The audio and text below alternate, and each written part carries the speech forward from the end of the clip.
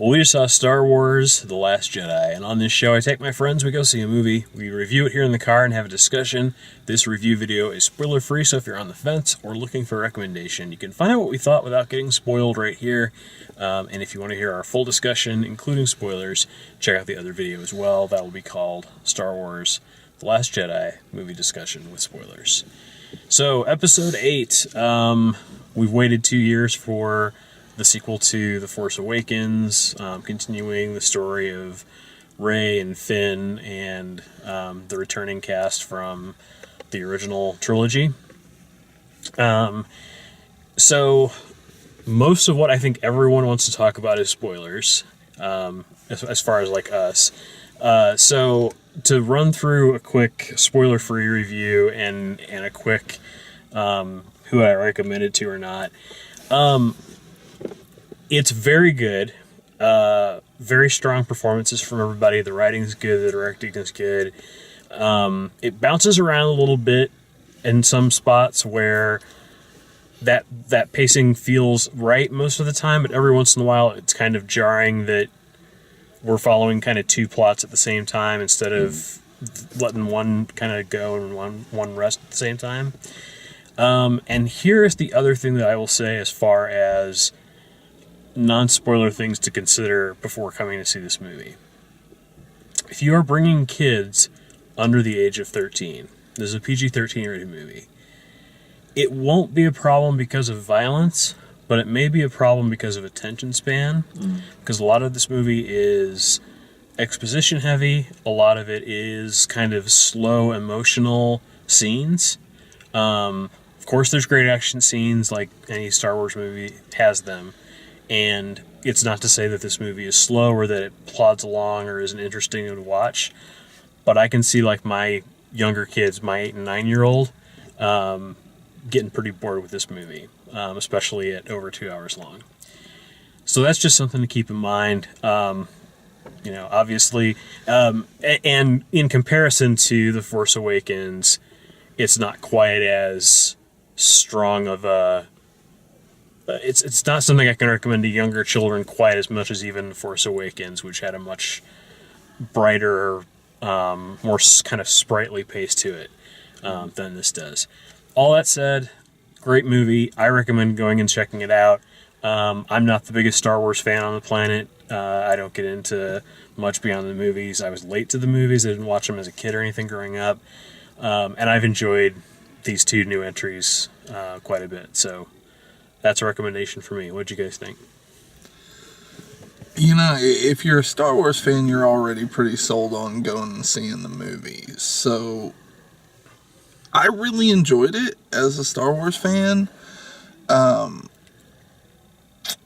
It is a bit long for people who are kind of on the fence. I still thought the movie was great. It had a lot more humor than I remember Force Awakens having. But there were some scenes in the movie where I was like, what's going on here? And I'll get into those in the spoiler, but I would definitely recommend going and seeing it. It's a great movie and well worth the 2 hour runtime. Yeah, and it was worth seeing in IMAX as well. Definitely. Star Wars movies are a spectacle, so you kind of gotta give it its proper due. Yeah, I'm still processing everything. This is good. This is not just a nostalgia pop. I mean, some of the Force Awakens definitely retreads things you've seen before. Basically,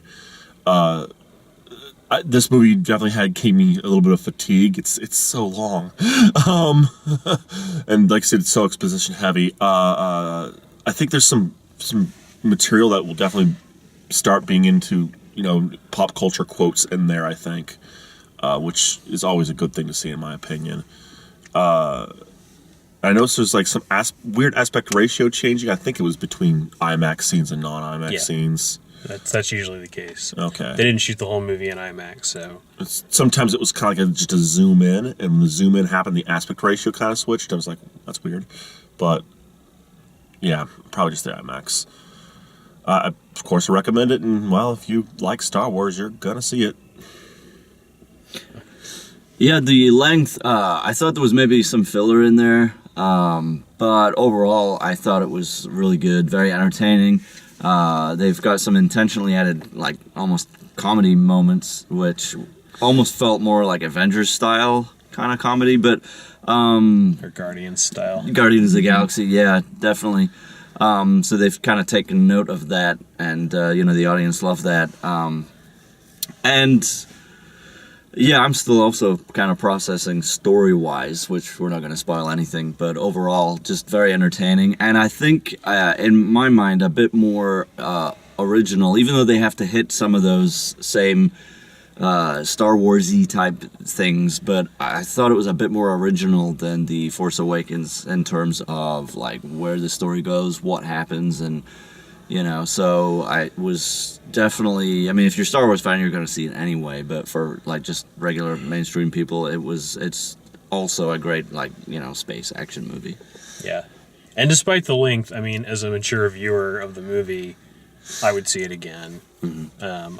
I'll probably get more out of it the second time that I see it. There's a lot in there. Because it is very densely packed with, things with double meanings and stuff like that, so... But yeah, that's our review. If you like when we do these, please like the video, subscribe, check out all the written and video reviews, DaleMaxfield.com, and thanks for watching.